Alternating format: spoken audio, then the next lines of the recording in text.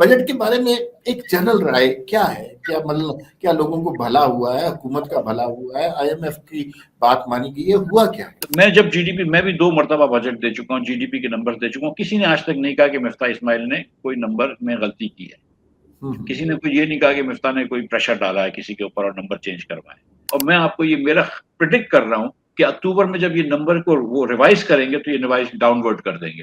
یہ نہیں کرنا چاہیے تھا حکومت کو. میں سمجھتا ہوں کہ یہ حکومت کی غلطی ہے. جو ارکان پارلیمان ہے، اسپیکر ہے، اور یہ وہ جن کے بارے میں عوام پہلے ہی بہت زیادہ ان سے خوش نہیں ہے، ان کی تنخواہوں میں جتنا اضافہ ہوا، تو کیا یہ آپٹکس کے حوالے سے درست فیصلہ تھا؟ اور یہ صرف حکمرانوں کا قصور نہیں ہے، میرا اور آپ کا قصور بھی ہے. میں سچی بات بتاؤں، ہم بھی گاڑی میں جا رہے ہوتے ہیں اپنی، اور راستے میں کوئی ننگے پیر نظر آتا ہے تو ہم یہ نہیں سوچتے کہ یار یہ بچہ ننگے پیر ہے. اگر کوئی اچھے F6 میں آپ کو کوئی بچہ ننگے پیر آئے گا تو آپ 2 مرتبہ دیکھیں گے، کیونکہ مڈل کلاس والوں کا بچہ ہے. دیکھیے، اب تو 26ویں آئینی ترمیم کے بعد آپ نے جوڈیشری کی تمام مسائل حل کر دیے ہیں. اب تو یہ ہے کہ تو یہ کہ ججوں کو تو کوئی کام ہی نہیں کرنا، صرف دستخط کرنی ہے. اگر سیکٹر سے آرڈر لکھا ہوا آتا ہے، آپ نے دستخط کر کے دے دینی ہے. الگ صوبے کا الگ ہوتا ہے. پنجاب میں 20-25% ہوتا ہے، کے پی میں تھوڑا زیادہ ہوتا ہے، 30-40% ہوتا ہے. سندھ میں الحمدللہ بھٹو زندہ ہے، اور کے پی کا، بلوچستان کا تو کوئی حال ہی نہیں ہے. ٹھیک ہے، 80% تک لے جاتے ہیں پیسے.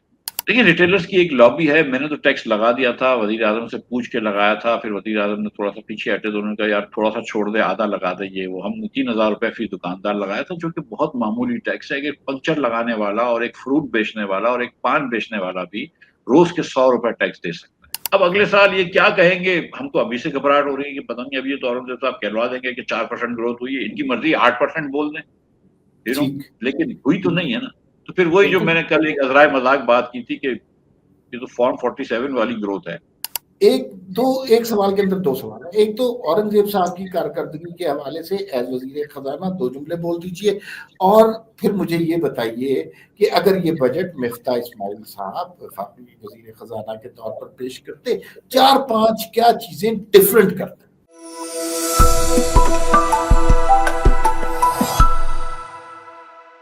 جی ناظرین، السلام علیکم. بی نیوز ایکسکلوسیو میں آج ایک بہت ہی اہم انٹرویو لے کے آئے. آپ کو پتا ہے بجٹ آیا ہوا ہے اور کروڑوں لوگ اس بجٹ کے نیچے آ گئے ہیں. مفتاح اسماعیل صاحب سابق وزیر خزانہ بھی ہیں، تاجر بھی ہیں، عوام پاکستان کے سب کچھ بھی ہیں، ایک پارٹی کے بہت اہم رہنما ہیں، اور بجٹ کے بارے میں ان کی رائے جانے بغیر گفتگو مکمل نہیں ہو سکتی. مفتاح صاحب، آپ کا بہت شکریہ، آپ نے ہمیں وقت دیا. بجٹ کے بارے میں ایک جنرل رائے کیا ہے؟ کیا مطلب کیا لوگوں کو بھلا ہوا ہے، حکومت کا بھلا ہوا ہے، آئی ایم ایف کی بات مانی گئی ہے، ہوا کیا ہے؟ دیکھیے، ایک رن آف دا مل جو بجٹ پاکستان میں ہوتے ہیں، اس ٹائپ کا ایک بجٹ ہے جو آج کی ضرورت کے مطابق نہیں ہے. عوام کی ضرورت کے مطابق تو اکثر نہیں ہوتے بجٹ پاکستان میں، لیکن یہ وقت کی ضرورت کے مطابق بالکل نہیں ہے. جو شہباز شریف صاحب کو اس وقت ایک سپیس ملی ہوئی ہے، سیاسی سپیس ملی ہوئی ہے، اسٹیبلشمنٹ سے سپیس ملی ہوئی ہے، آئی ایم ایف سے سپیس ملی ہوئی ہے، اور جو دنیا بھر میں تیل کی قیمتیں کم ہونے سے، خام تیل کی قیمتیں کم ہونے سے جو سپیس ملی ہوئی ہے، جس کا یہ فائدہ اٹھا سکتے تھے اور کچھ فنڈامنٹل اصلاحات کر سکتے تھے، وہ نہیں کی. لہٰذا ہم اسی ڈگر پہ چلتے رہیں گے جس ڈگر پہ ہم چل رہے ہیں. 3 سال سے ہم غریب ہو رہے ہیں ایز اے قوم. ہر پاکستانی اوسطاً غریب ہو رہا ہے، اور دنیا کے مقابلے میں تو ہم پیچھے رہ ہی رہے ہیں کافی عرصے سے، 15-20 سال سے، لیکن اپنے آپ کے مقابلے میں 3 سال سے پیچھے رہ رہے ہیں. تو وہی ڈگر پہ ہم چلتے رہیں گے. جو اس ملک کا ہم سوچ رہے تھے کہ ڈائریکشن چینج ہوگا، وہ نہیں ہو سکا. اچھا مفتاح صاحب، دیکھیے ہر بجٹ کے اوپر نا اعتراضات ہوتے ہیں، لیکن اس بجٹ پہ ایک ایسا اعتراض ہے جو پہلے کبھی نہیں ہوا، اور وہ ہمارے بڑے قابل صحافی ہیں شہباز رانا مہتاب بھائی، انہوں نے کیا کہ یہ جو آپ نے اعداد و شمار لیے ہیں اور یا لوگوں کو بتا رہے ہیں، یہ درست نہیں ہے. اگر ان کی اس بات کو درست سمجھا جائے تو پھر تو یہ سارا صرف گورکھ دھندا ہوا. دیکھیے، یہ بڑے افسوس کی بات ہے کہ بجٹ کے اعداد و شمار میں نہیں سمجھتا ہوں کہ کوئی ہیرا پھیری ہے. ٹھیک. اور جی. میں میں اپوزیشن میں ضرور ہوں، اس حکومت کا ناقد بھی ہوں، لیکن میں سمجھتا ہوں کہ اس کی اتنی ساری ناقص پالیسیاں ہیں کہ مجھے کوئی نئے مسائل ڈھونڈنے کی ضرورت نہیں ہے، یہ خود ہی روز مجھے دے دیتے ہیں اپنی غلطیاں میرے ٹھیک سامنے۔ ٹھیک جب ان کا افراط زر کا نمبر آتا ہے جو کہ بہت امپروو ہوا، 24% افراط زر تھی، آپ 5% پہ لے آئے، تو ہم نے تو ہمیشہ کہا کہ یہ نمبر ٹھیک ہے اور تعریف کی اور تائید کی۔ جب انہوں نے نمبر ریمیٹنس کے دیتے ہیں کہ ریمیٹنس بڑھ گئی، ہم نے کہا بالکل ٹھیک کہا آپ نے، وہ نمبر بھی صحیح ہوتا ہے۔ جی ڈی پی کا ایک نمبر ہمیشہ ایسا ہوتا ہے جس میں آپ کچھ فورکاسٹ آتے ہیں، اور یہ پہلے بھی کچھ ایک آدھ، میں جب جی ڈی پی، میں بھی 2 مرتبہ بجٹ دے چکا ہوں، جی ڈی پی کے نمبر دے چکا ہوں، کسی نے آج تک نہیں کہا کہ مفتاح اسماعیل نے کوئی نمبر میں غلطی کی ہے، کسی نے کوئی یہ نہیں کہا کہ مفتاح نے کوئی پریشر ڈالا ہے کسی کے اوپر اور نمبر چینج کروائے۔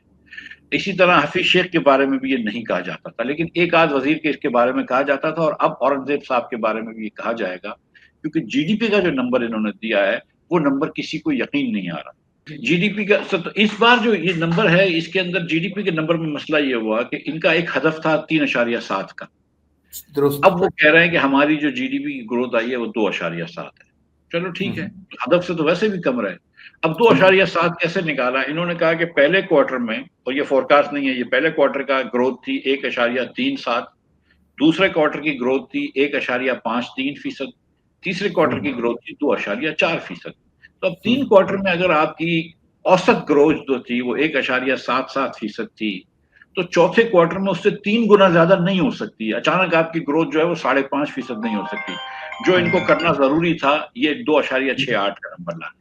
تو یہ جو انہوں نے فورکاسٹ کری، اس کے اندر انہوں نے دکھایا کہ 3 کوارٹر جو ہے وہ کنسٹرکشن کی ایکٹیویٹی نیگیٹو تھی، چوتھے کوارٹر میں ایکٹیویٹی بڑھ گئی، 3 کوارٹر جو تھی وہ بجلی کی پیداوار کی جو کوانٹٹی تھی وہ نیگیٹو تھی، ویلیو ایڈیشن چوتھے کوارٹر بڑھ گئی۔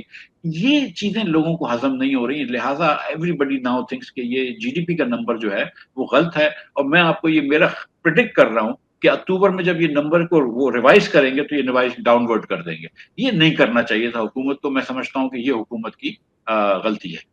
اچھا، ایک ویسے تو خیر ہر چیز اگر یہ نمبر غلط ہے یا اس کے اندر کچھ گڑبڑ کی گئی ہے تو پھر ہر چیز اس بجٹ سے متعلق متنازع ہو جاتی ہے، لیکن مجھے یہ بتائیے کہ جو ایک بڑی آپٹکس کے حوالے سے بہت غلط بات ہے، اس پہ میں آپ کا کامنٹ ضرور چاہتا ہوں کہ تنخواہ دار طبقے کی تنخواہ میں 10% اضافہ کیا گیا، درست ہے، مہنگائی بڑھ رہی ہے، منیمم ویج جو ہے وہ 37,000 سے نہیں بڑھائے گی، لیکن جو ارکان پارلیمان ہے، اسپیکر ہے اور یہ وہ جن کے بارے میں عوام پہلے ہی بہت زیادہ ان سے خوش نہیں ہے، ان کی تنخواہوں میں جتنا اضافہ ہوا، تو کیا یہ آپٹکس کے حوالے سے درست فیصلہ تھا؟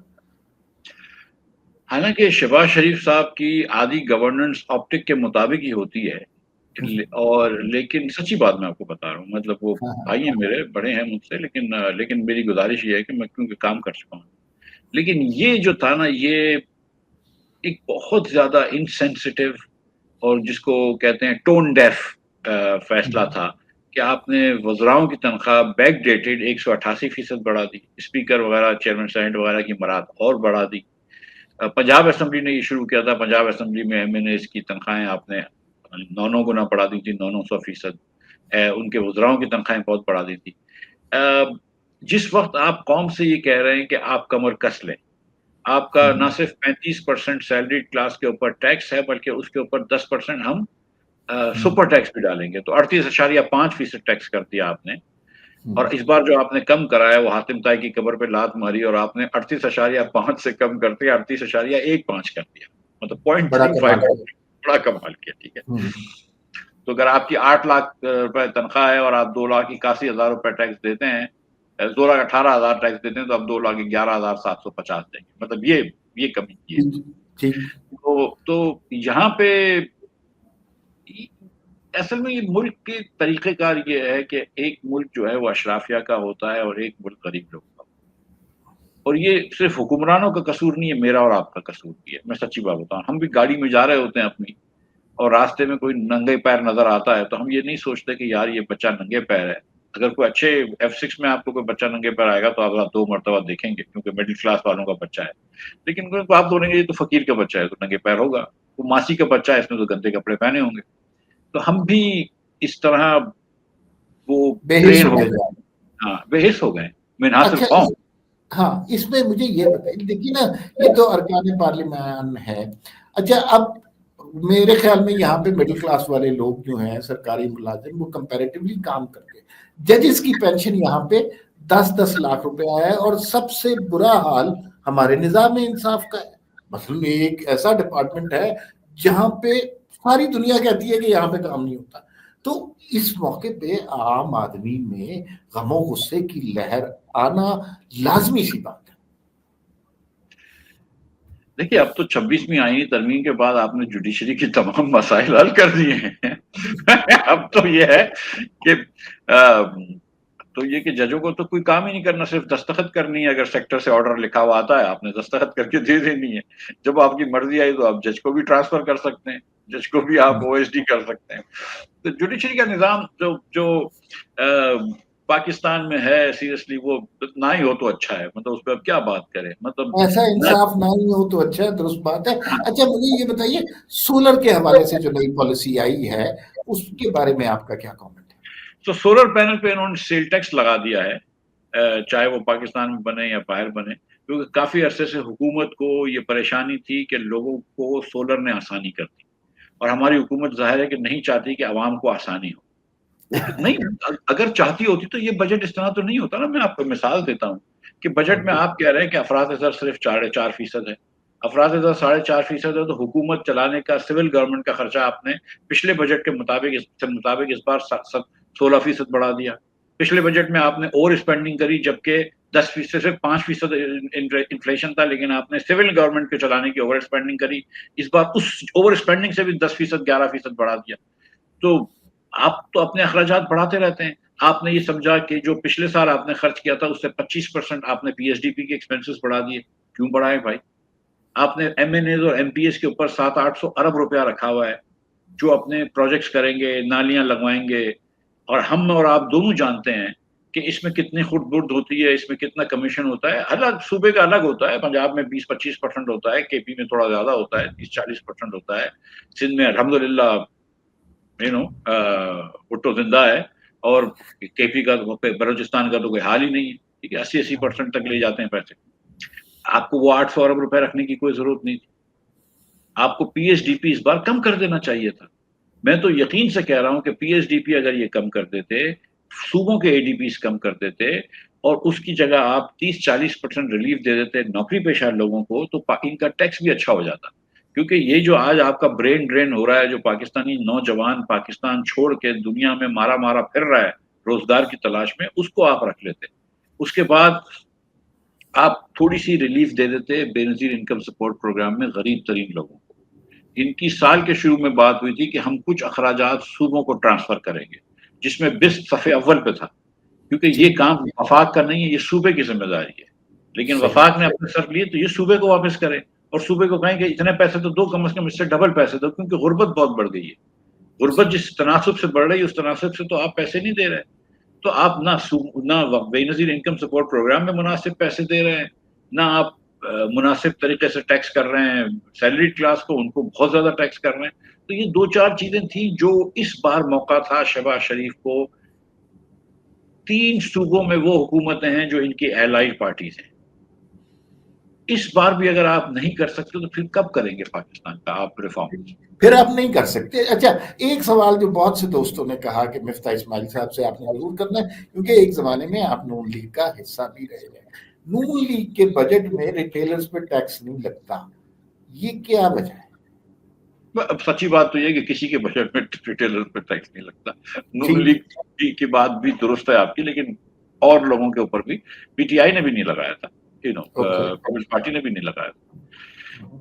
देखिए, रिटेलर्स की एक लॉबी है। मैंने तो टैक्स लगा दिया था, वजीर आजम से पूछ के लगाया था, फिर वजीर आजम ने थोड़ा सा पीछे हटे, तो उन्होंने कहा यार थोड़ा सा छोड़ दे, आधा लगा दे। ये वो हमने 3,000 रुपये फी दुकानदार लगाया था, जो कि बहुत मामूली टैक्स है। एक पंचर लगाने वाला और एक फ्रूट बेचने वाला और एक पान बेचने वाला भी रोज के 100 रुपए टैक्स दे सकता है। आप उसको इस तरह देखें अमर भाई कि आप 1 लीटर पे इस वक्त 78 रुपए लेवी लेते हैं, और 15-20 रुपए आप कस्टम ड्यूटी लेते हैं, 100 रुपए तकरीबन लेते हैं। अगले साल आप इसी लीटर के पेट्रोल के ऊपर 120 रुपए ले रहे होंगे। एक मोटरसाइकिल वाला جو آپ کے ادارے میں بھی کام کرتے ہیں، میرے ادارے میں بھی کام کرتے ہیں، وہ روز کا 1 لیٹر پیٹرول روز لیتا ہے. اس کا مطلب ہے کہ وہ 120 روپیہ روز کا حکومت کو دے رہا ہے ٹیکس کی مد میں. صحیح. سال میں مہینے میں 3600 روپے دے رہا ہے. آپ ایک 70,000 کی موٹر سائیکل کے مالک سے 3600 روپے مہینے کا ٹیکس لے لیتے ہیں، لیکن 1 کروڑ روپے کی دکان کا مالک سے آپ 3000 روپے ٹیکس نہیں لے سکتے. یہ قابل شرم تو ہے نا. بالکل ہے، قابل شرم. اچھا مجھے ذرا جلدی جلدی 2-3 سوال آپ سے کرنے ہیں. پہلی بات تو یہ ہے کہ اس بجٹ کو دیکھ کر آپ کو اگلے چند مہینوں میں منی بجٹ کا کتنا امکان لگ رہا ہے؟ دیکھیں انہوں نے 2000 ارب روپے سے ٹیکس بڑھایا ہے. اس سال 11,900 جمع کریں گے اور اگلے سال کہہ رہے ہیں ہم 14,100 جمع کریں گے، تو ان کے 2200 ارب روپے ٹیکس بڑھایا ہے. اس میں سے تقریباً 1000 ارب روپیہ 1100 ارب روپیہ تو آرگینک ان کو مل جائے گا، کیونکہ مہنگائی ہے تو تھوڑا سا ٹیکس بڑھ جائے گا. باقی 1000 ارب روپیہ کہاں سے لائیں گے؟ تو اس 1000 ارب روپے کے لیے انہوں نے نئے ٹیکس لگائے ہیں. انہوں نے آپ کو یہ بتائی بات نہیں ہے، لیکن جو آپ بینک سے وڈرا کریں گے، ابھی 1,00,000 روپیہ وڈرا کرتے ہیں تو 600 روپے لگتا ہے، اب 1000 روپیہ لگے گا. اسی طرح آپ کا جو اگر کسی خاص طور پہ ضعیف لوگوں کے پیسے پڑے ہوتے ہیں بینکوں میں، جو زندگی کی ان کی کمائی ہوتی ہے جس پہ ان کو تھوڑا سا منافع ملتا ہے، اس پہ انہوں نے 15 سے بڑھا کے 20% ٹیکس کر دیا. پینشن کے اوپر 5% ٹیکس لگا دیا اگر 10 ملین سے زیادہ ہو. اسی طرح میوچل فنڈز کی اگر کوئی انکم ہے اس پہ 25% ٹیکس کر دیا. تو ٹیکس تو انہوں نے ادھر ادھر بڑھایا ہے چھوٹے چھوٹے، مطلب وہ ایف بی آر کی ایک جو خصلت ہے وہ جو مطلب خصلت تو بڑا اچھا لفظ استعمال کیا. وہ ادھر ادھر وہ کاریگری تو کرتے ہیں نا صاحب. ہاں ٹھیک ہاں. ہے، تو وہ تو انہوں نے کیا ہے، لیکن یہ پورے 1000 ارب روپے مجھے نظر نہیں آ رہے. اور جو اس سال اگلے سال پھر یہ کہہ رہے ہیں کہ ہم 4.4% کی گروتھ کریں گے، یہ نہیں ہوگی، کیونکہ اس سال نہیں ہوئی ہے نا گروتھ. اس سال بھی 2% ہوئی ہے، 1.8% ہوئی ہے. میں یہ سمجھتا ہوں، دیکھیں حکومت اگر یہ جھوٹ کہتی ہے کہ ہماری گروتھ زیادہ ہو گئی، اس سے میں اور آپ امیر نہیں ہو جاتے. صرف اس سے حکومت کے نمبرز کے اوپر ایک متنازع نمبر ہو جاتا ہے. اب اگلے سال یہ کیا کہیں گے، ہم کو ابھی سے گھبراہٹ ہو رہی ہے کہ پتہ نہیں اب یہ تو اورنگزیب صاحب کہلوا دیں گے کہ 4% گروتھ ہوئی ہے، ان کی مرضی 8% بول دیں، ٹھیک. لیکن ہوئی تو ٹھیک. نہیں ہے نا. تو پھر وہی جو بالکل. میں نے کل ایک عذرائے مذاق بات کی تھی کہ یہ تو فارم 47 والی گروتھ ہے. اچھا مجھے یہ بتائیے، ہمارے بہت سے معیشت دان، معاشی تجزیہ کار، معیشت سے متعلق صحافی دوست ہیں، ان میں صرف ایک آپ ایسی شخصیت ہیں جو این ایف سی ایوارڈ کے تحت جو صوبوں کو رقم ملتی ہے اس کے حق میں نہیں ہے. آپ کا میں نے کالم بھی پڑھا تھا نیوز میں لکھا ہوا، اس میں آپ بڑے افسردہ ہیں کہ 60% جو ملکی خزانے سے پیسے ادھر چلے جاتے ہیں. ساری دنیا ڈی سینٹرلائزیشن کا کہتی ہے، آپ دوبارہ پھر سینٹرلائزیشن کی طرف آنا چاہتے ہیں، اس کا کیا وجہ ہے؟ نہیں، آپ ڈی سینٹرلائز کریں نا. آپ یہ ٹیکس جو ہے صوبے کو بولے خود جمع کرو. جب خود جمع کر رہے ہوں گے یہ ٹیکس اور ان کو ٹیکس لگانا ہوگا تو ان کے دل میں درد ہوگا، پھر ان کو پتہ چلے گی. یہاں پہ تو یہ کہ وزیر اعظم اور وزیر خزانہ کو گالیاں پڑتی ہیں، اور وزرائے اعلیٰ جو ہیں وہ مطلب گلاس ٹرینیں بنا رہے ہوتے ہیں، ایئر ایمبولینس سے بنا رہے ہوتے ہیں. صرف شو کے پروجیکٹ ہوتے ہیں جن کا کوئی فائدہ نہیں ہے، پیسے کا ضیاع ہے. آپ کو یاد ہے کے پی کے اندر ایک زمانے میں پی ٹی آئی نے کوئی 30,000 انٹرن رکھے تھے، انٹرنس بولتے تھے، جن کو صرف خالی سوشل میڈیا پہ وہ پارٹی کی وہ تائید ہمیں کرتے گالیاں نکالتے تھے، ان کی جاب تھے. ڈسکرپشن بھی ہوتی. جی. اور سندھ میں پتہ نہیں کیا ہوتا ہے، وہ سائیں ہمیں نہیں پتا. 955 ارب روپیہ وہ خرچ کریں گے اس بار ڈیولپمنٹ پہ. کیا کریں گے وہ اللہ اور اللہ کا رسول جانتا ہے، ہم نہیں جانتے. ٹھیک ہے. سو the thing is کہ یہ صوبوں کو کہیں خود پیسے جمع کرے. مسئلہ یہ ہو گیا ہے ہمارے بھائی کہ وفاق جو ہے نا وہ ایک دم کنگلا ہو گیا ہے، ٹو یوز دس ورڈ.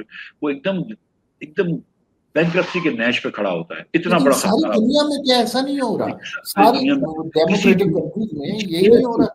کسی ایک ملک میں ایسا نہیں ہوتا. صوبے کو آپ بولیں گے یار تم اپنا ٹیکس خود جمع کرو، آپ صوبے کو ٹیکس دے دیجئے، وہ اپنے پیسے یہ فسکلزم کہیں نہیں ہوتا کہ پیسہ کوئی اور جمع کرے اور خرچ کوئی اور کرے. آپ اپنا پیسہ جمع کر کے کریں. اب ہوتا یہ ہے کہ اس وقت وفاق کا 8,000 ارب روپے کا بجٹ ہے. اس سال کا ڈیفیسٹ تھا 8,500 کا. اس 8,500 کو پورا کرنے کے لیے وفاق کو 8,500 کا ٹیکس نہیں لگانا ہوا، وفاق کو 14,000 کا ٹیکس اور لگا رہا ہے، کیونکہ 8,000 ارب روپیہ 9,000 ارب روپیہ تو اس میں سے صوبے لے جاتے ہیں. تو اب آپ 26,000 ارب کا ٹیکس تو نہیں لگا سکتے، 22% of G D P tax تو نہیں لگا سکتے پاکستان میں، امریکہ سے زیادہ ٹیکس تو نہیں لگا سکتے. تو آپ اس کی وجہ سے یہ ڈیفیسٹ چل رہے ہوتے ہیں، اس ڈیفیسٹ کی وجہ سے ہم گروتھ نہیں کر سکتے. آپ دیکھ لیجیے نا کہ 2010 سے آپ کی گروتھ نہیں ہوئی اکانومی کی. ہر سال آپ ہندوستان، بنگلہ دیش، سری لنکا تک پیچھے جا رہے ہیں. اس لیے پیچھے نہیں جا رہے کہ ان میں کوئی سرکار کے پر لگے ہوئے، اس لیے پیچھے جا رہے ہیں کہ آپ کی پالیسی خراب ہے. آپ 3 سال اپنے آپ سے پیچھے جا رہے ہیں. آپ نہیں گرو کر سکیں گے کبھی بھی. آپ ایک مرتبہ، ہر مرتبہ آپ شیمپو خریدتے ہیں نا 60 پیسے، اس میں آپ ایک 100 روپے کے شیمپو خریدتے ہیں، 18 روپے ٹیکس دیتے ہیں، اس میں سے 12 روپے جو ہے وہ صوبے کو جا رہے ہیں. کیا ہے واٹ از دا آفرنگ؟ اور جو اگر فیڈرلزم کی بات کرنی ہے تو دنیا میں کبھی ایسا نہیں ہوتا کہ صوبے ہو پھر لوکل گورنمنٹ نہیں. یہ 2-3 انٹرسٹ گروپس یا خاندان کہہ لیں یا جو کہہ لیں، پارٹیاں کہہ لیں، ان کی اجارہ داریاں 2-3 کیپٹل میں ہیں، وہ نہیں چھوڑنا چاہ رہے.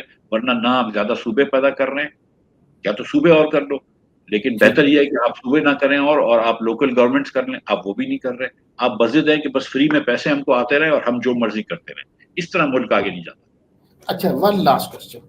باہر بیٹھ کر حکومتوں پر تنقید کرنا ظاہر ہے سہل کام ہے. حکومت میں رہ کر وہ سارے کام کرنا مشکل کام ہے.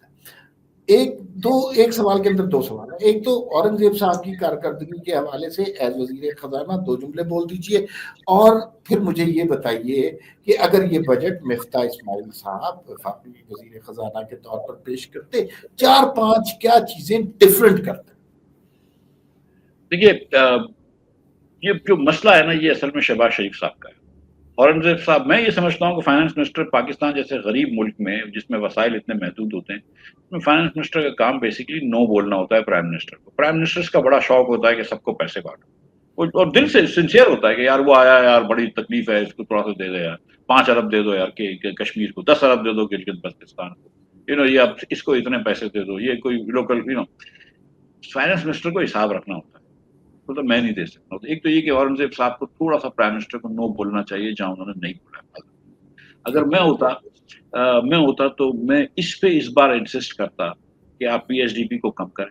آپ 800 ارب روپے اگر آپ نے لاسٹ ایئر خرچ کرا ہے، اس کو 400-600 پہ لے آئیں. آپ این ای سی کے اندر صوبوں کو بھی بولیں کہ اے ڈی پیز کو کم کریں.